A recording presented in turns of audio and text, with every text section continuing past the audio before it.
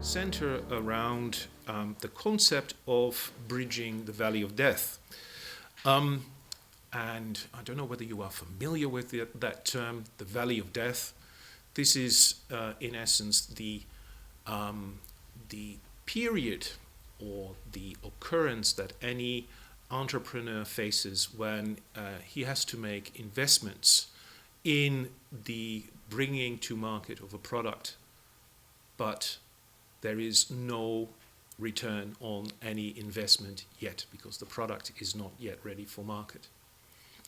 And this has been identified as one of the central problems also by the European Commission facing European industry. If we look at the innovative capacity of Europe, one of the biggest questions is how can we ensure that Europe is not lagging behind in terms of innovation. And there are a lot of people who have all kinds of opinions about innovation in the European landscape. So on the one hand, you have big industry advancing the proposition that there needs to be more emphasis on the patent system, and that for that reason we should also soon have one community patent system for the European Union. Well, that is not going to happen. We may have a unified patent system in the near future, but some of the member states of the European Union have decided to opt out of this system. For the time being, we have a system that is based on a so-called single application to the European Patent Office, resulting in a bundle of national rights that then all have to be maintained nationally and also have to be litigated nationally. So this results in a large chessboard for especially big corporations to play chess on, so to say, when it comes to their innovations and the marketing and the protection thereof.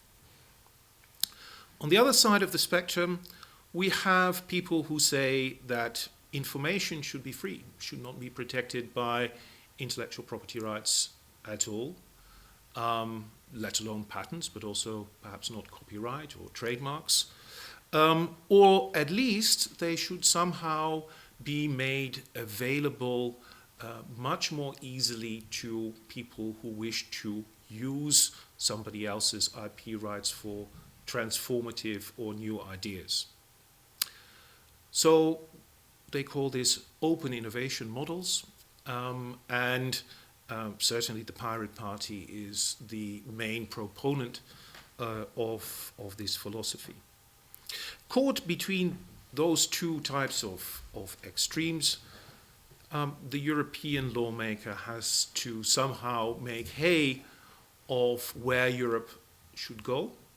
And then, of course, what is also problematic is that the member states of the European Union have very different industry bases, from pharma to machinery, and it's very interesting to see that they are predominantly nationally based.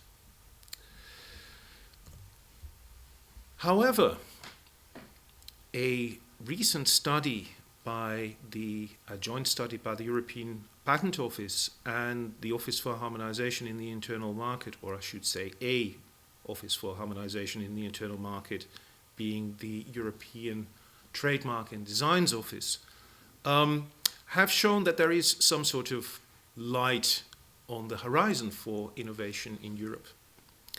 Not only is it the case that many of the Europe's jobs are somehow related to innovation and intellectual property is being created in the field of works that are published or produced in the form of, for example, software, games, gaming, so that's the copyright industry and media industry. A lot of that is Europe-based. We also see this in the field of advanced technology, most notably the newer types of advanced technologies like nanotech, where we have quite some lead over our competitors outside of Europe, and also in the field of telecommunications, where I think because of a very successful policy, most notably in terms of standard setting at a European level, and the clever use of competition law, this means that we have a platform technology on which many European industries can, on the basis of which they can work. What is also of interest to note is that the report clearly shows that there is a lot of technology transfer going on, much more than a number of years ago. And that technology transfer from the highly developed European countries like Germany, the United Kingdom, and the Scandinavian countries is staying inside of the Union predominantly, going to the new member states. And it's especially in the new member states where there is a direct correlation between this technology transfer and investment on the ground in factories. But that is more or less the picture prior to the economic crisis. And what we see now is that the funding, the finance, is drying up. And so we may have to be even more clever or resourceful to ensure that technology transfer continues to prosper in the European Union sphere.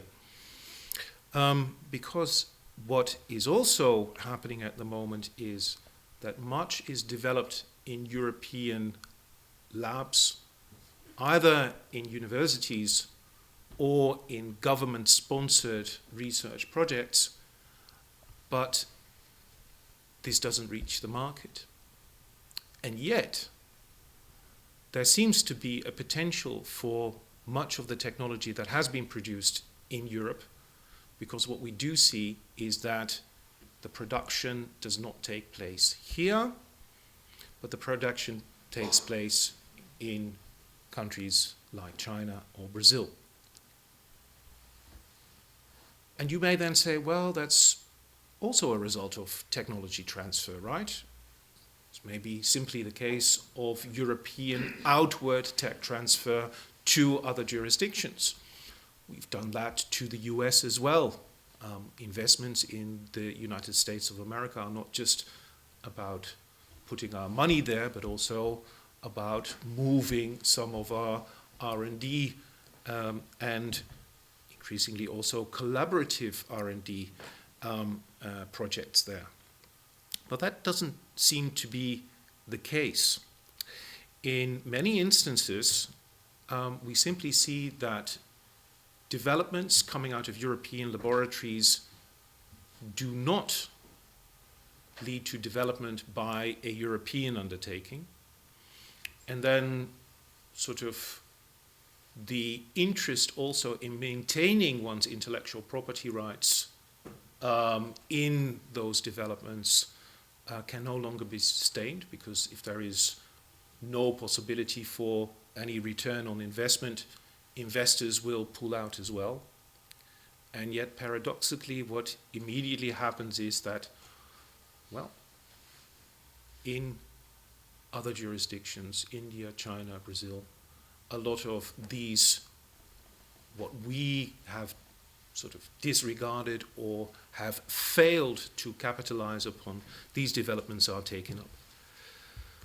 So, part of the problem may be the regulatory framework in Europe.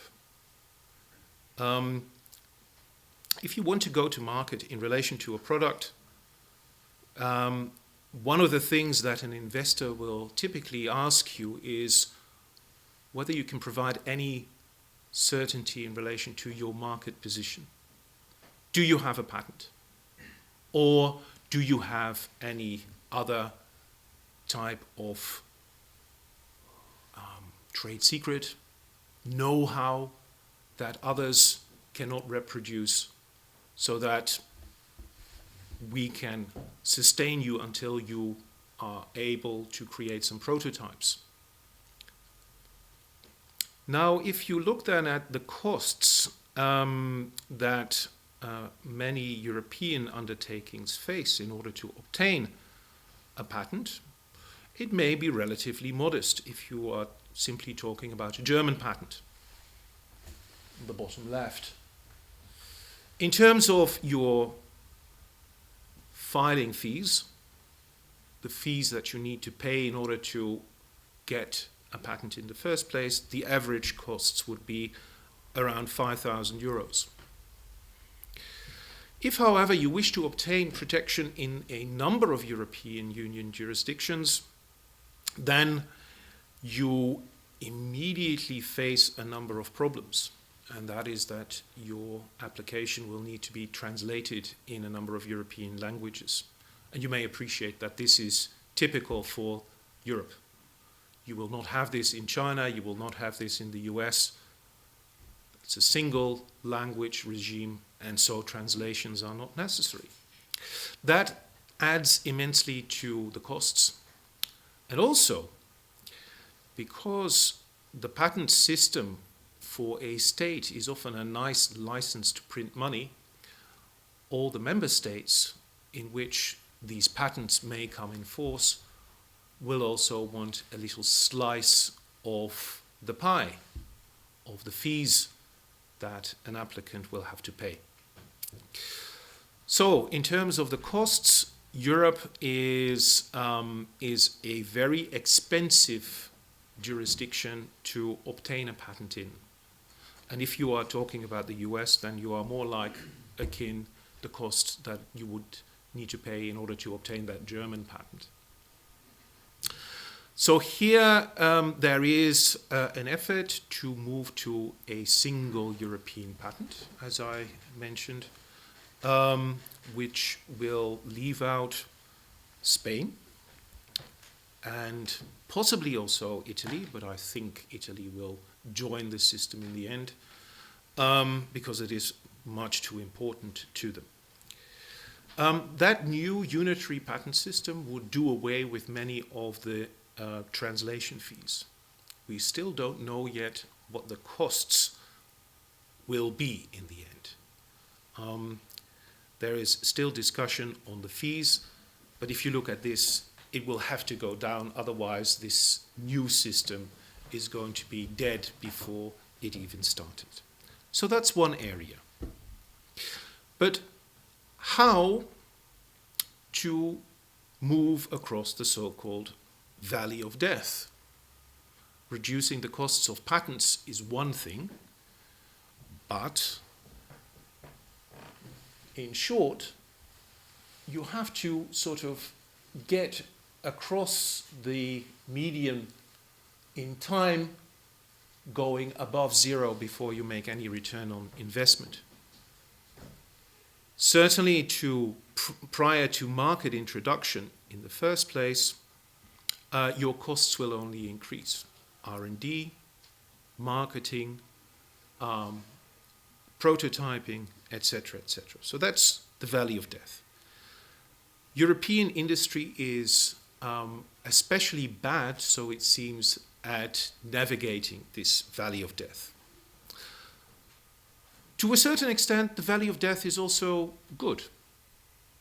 It really weeds out those products or those ideas that have no commercial potential whatsoever. But as mentioned, many of the European ideas that are developed and are not successfully commercialized here are subsequently successfully commercialized by other parties. Those parties typically will not contribute to sustaining the R&D or any follow-up R&D. Now that value of death, just to also give you an indication of time set against a patent, can be even rather long before you have any certainty. As you can see from these little graphs, it may take 4 to 5 years and perhaps even longer before you even obtain a patent from the patent office.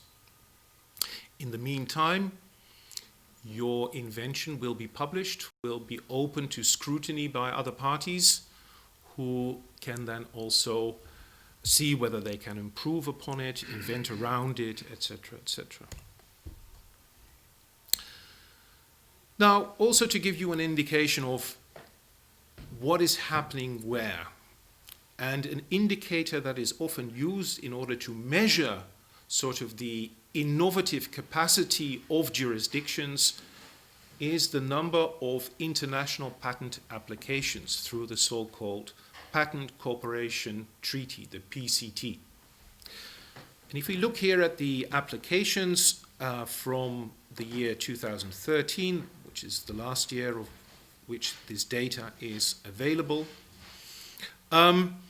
we see that there are really 3 big blocks that are at the forefront of industrial development: the US, Germany, and China. And, well, 4 really. Japan is also there. So these are at the forefront. Doesn't mean, however, that in terms of Europe, other jurisdictions are far behind. It's just a question of size. And unfortunately, you no longer see the world map here, because that is one of the problems. But picture a world map behind this. And then on the left it is clear the US, which in 2013 had a sharp increase of applications. And this was already sort of mooted then as the prediction that the US industry was on the rebound and that economic growth could only follow. If you look at the far right of the map, you see that Japan is more or less stable. China has an increase of 15% up from 2012 to 2013. Korea is one of the big players. And then we have Europe. And here we have to add up a number of jurisdictions. Germany is in the lead. Sweden is up, making a sharp increase. The rest of Europe is more or less stable. No increases there. And they're the main jurisdictions from which patenting activity takes place are France, the United Kingdom, and the Netherlands. Switzerland, of course, not being a member of the European Union. So just to give you an idea, where are these corporations coming from that are filing the most for patents? And they are therefore also more or less at the forefront of technological development. It's a bit skewed. I have to give a warning as well, because many of the corporations who are in the top 25 are in segments of industry where it makes sense to file a lot of patents. So a lot of them are in the telecommunications and electronics field. Whereas usually if you are talking about patenting in pharmaceuticals, in the life sciences field, typically one patent will be enough to control the market in relation to a chemical product. But nevertheless, if you see where the corporations are based, you can see that Europe is not that strong at all. You can see Robert Bosch Corporation from Germany, Philips at number 10, and then it's Nokia, at that point, I guess, still listed as European, And then we have chemical giant BASF. For the rest, you see that the list is dominated by Japanese, Chinese, and US firms. But with the caveat, right? Because most of the people, the list in the top 25 are filing in fields where it makes sense to file for many patents.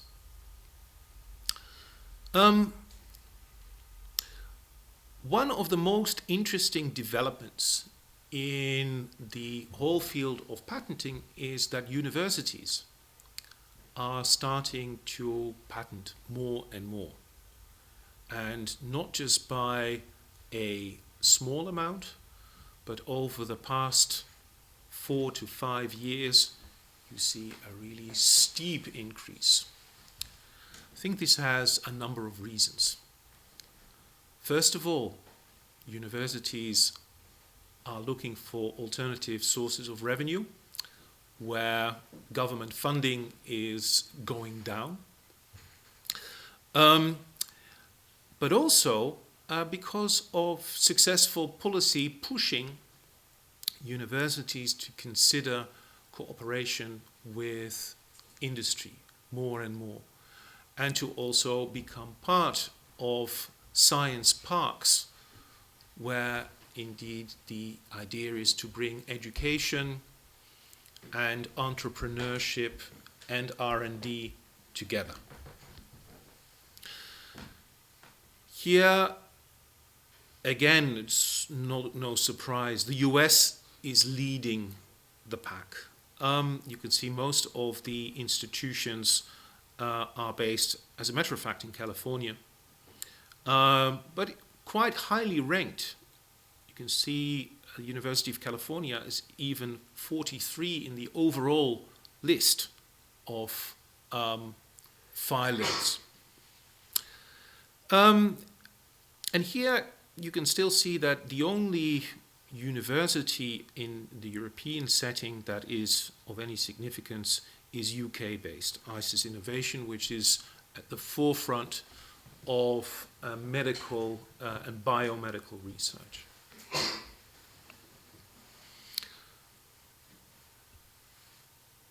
What this shows, however, is that not just the US, but also Republic of Korea, China, and Japan have started to invest at a much earlier stage in pushing universities to make these public-private partnerships as compared to Europe.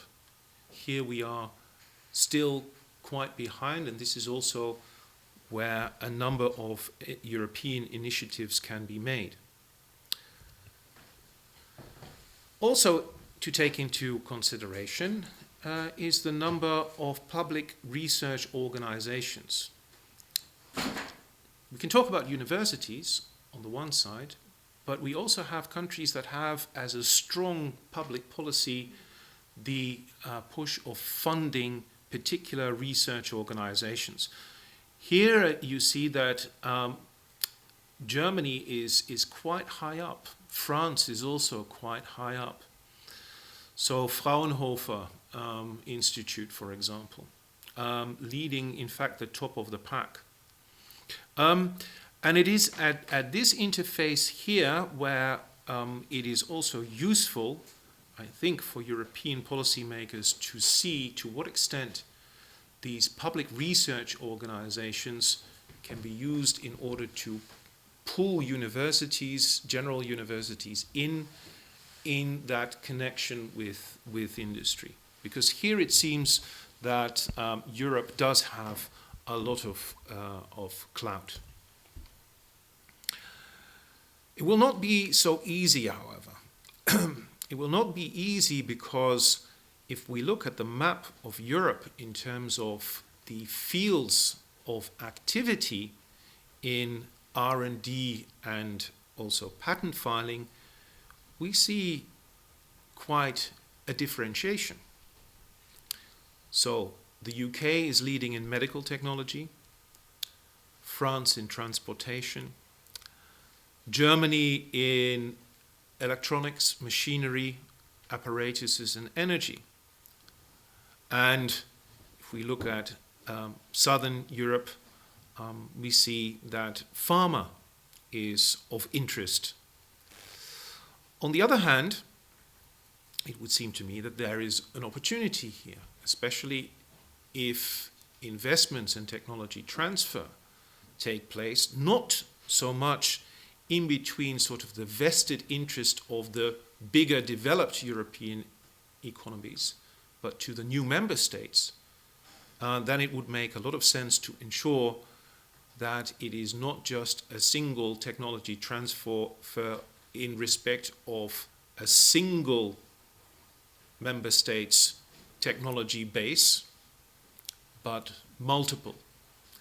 And this is also interesting because figures also indicate that that may be happening. So in fact, we may see a lot of new types of R&D moving east.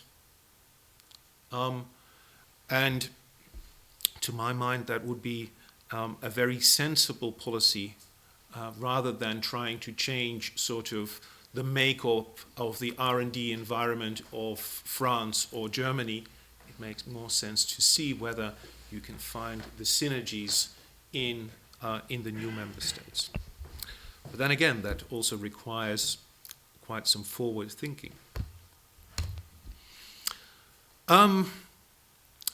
Research organizations and universities, as I mentioned, are filing more and more. And it's interesting to see that here the dominance of the US appears to be waning slightly over time.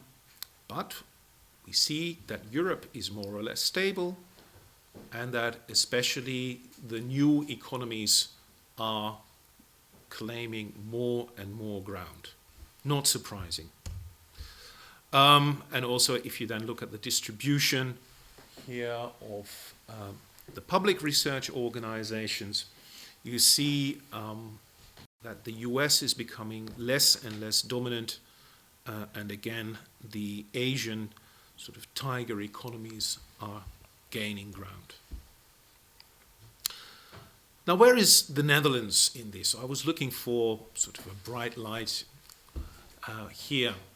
At least we know that because of Philips, we are sort of still in the top of the rankings in terms of technological development. But is it just Philips? To a certain extent, the answer is yes, because if you look at where the Netherlands is placed in terms of innovative countries in Europe, it is a so-called technology follower. Now, it's not just surprising because it is what we do in the Netherlands. We sort of transport, we ship, we are sort of the portal. We are not sort of the place where all kinds of development take place. Nevertheless, it appears to be an interesting crossroads. We're not doing poorly. I mean, did you know, for example, that the Netherlands, certainly in terms of agriculture, is one of the number one export countries? But also, did you know that the Netherlands is the largest seed producer in the world? And this involves quite a lot of innovative activity in bioscience. So here you see that I found another sort of interesting point, and that is that when you look at the Dutch filings in relation to applications for patents worldwide, of those where the first, and this is the first named applicant is usually the main inventor, that in most cases there are multiple parties listed from industry, and also in terms of our global ranking, Argentina is on top, Netherlands is second, you almost don't see it, ahead of Brazil, France, and Spain. We have the most industry collaborations in terms of university applications, and also we have the most international mix of applicants. So that shows we are quite well connected with the outside world, able to attract many people from outside of the Netherlands to do R&D here, but also to collaborate with research institutes elsewhere. I guess if you are small, you have to sort of find these creative paths in order to keep your R&D going. So I can go on. I will skip these and go back to one of the main questions. How do we approach the issue of bridging the valley of death? Well, one thing I've mentioned is to bring the costs down for obtaining patents that may attract investors, because that is sort of the first thing that you will have to show with a business plan and a prototype. And then you need somehow, when you need to go to commercialization, you need more and more funding in order to make that jump to the marketplace. And this is also where a lot of discussion takes place in respect of those figures I showed you. Is this truly innovation, the number of patents that people apply for? Or is innovation ultimately what happens in the marketplace once the idea is, or the concept is translated in a product, which is not only sold well, so it gives a return on investment, but also somehow changes the fabric of society. And here, Europe is still doing much better than countries like China or Brazil or what have you. It seems to be that our absorptive capacity for technology is such that once technology actually lands very well, it also, because of the purchasing power that we all have access to internet. We all have access to iPhones or smartphones or what have you. That immediately creates a huge user base, and one can then truly say that innovation has landed, has been absorbed.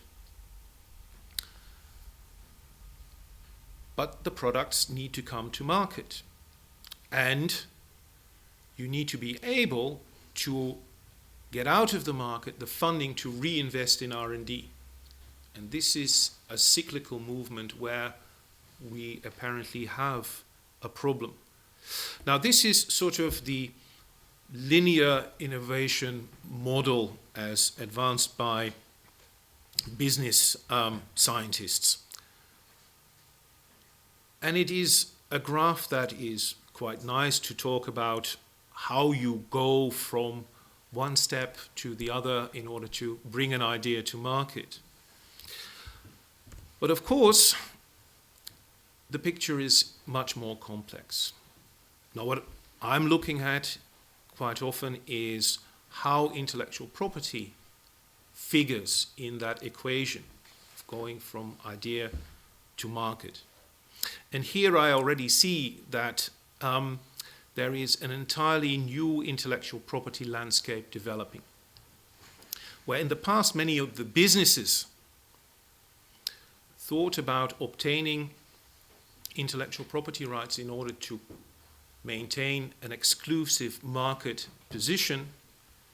Nowadays the game has shifted, first of all, to ensure that intellectual property doesn't get in your way if you want to do something. But also there is much more of a strategic thinking in relation to use of intellectual property in order to either get investors interested, but also in development paths.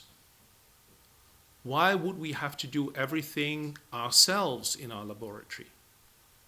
Can't we outsource part of our R&D?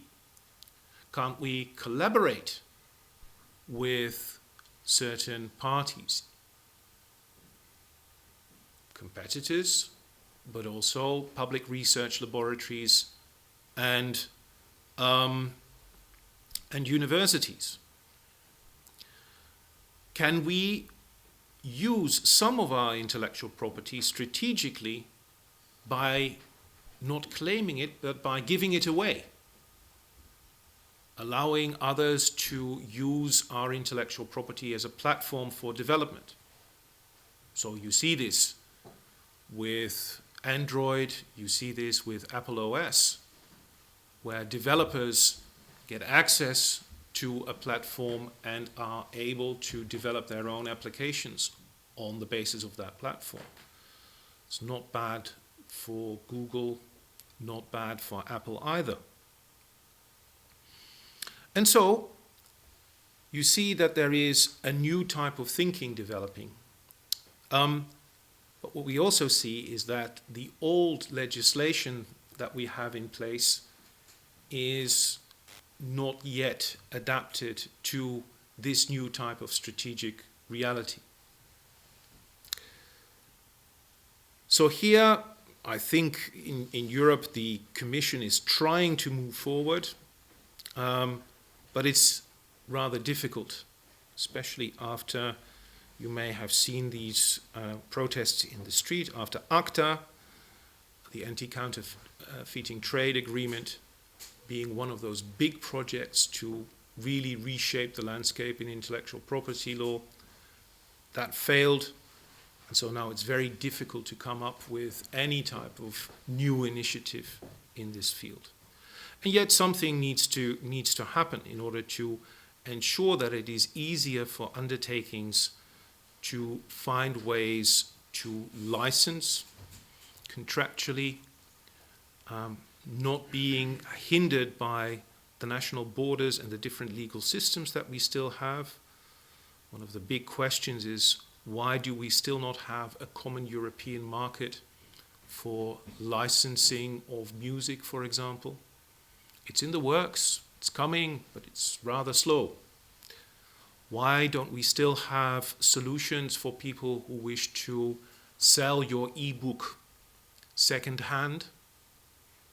Well, the law says you can't, but perhaps we need to find a solution in order to ensure that markets can function, because it's already, the painting is on the wall, that those parties who are now already controlling the media platforms like the Googles and the Apples, etc., they will be allowed to enable your transactions in future if you want to get rid of your digital music work.